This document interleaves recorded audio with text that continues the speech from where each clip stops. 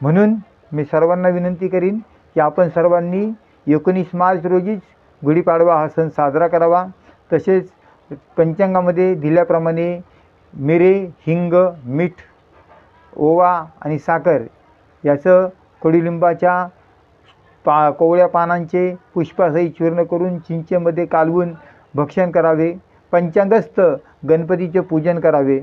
ज्यांना रामसेवा करायची असेल त्यांनी या दिवसापासून 9 दिवस रामनवमीपर्यंत श्रीराम नवरात्रोत्सव सुरू होते, ते त्यांनी नवरात्र उत्सव साजरा करावा, नवरात्र व्रत घ्यावे।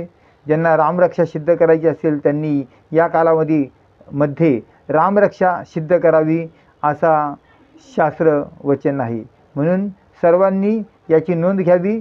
जरी 19 मार्च रोजी अमावस्या जरी दाखवत असली तरी अमावस्या मात्र 9 मिनिटच त्या दिवसाला आहे। आपण सर्वांनी 19 मार्च रोजीच गुढी उभारावी आणि आनंदोत्सव साजरा करावा। सर्वांना नववर्षाच्या हार्दिक शुभेच्छा। सर्वांना हे येणारं वर्ष सुख समृद्धीचे, भरभराटीचे आणि समृद्धीचे जावो ही ईश्वरचरणी प्रार्थना।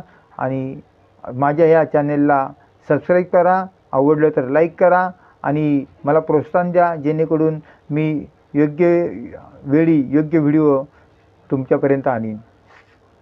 धन्यवाद।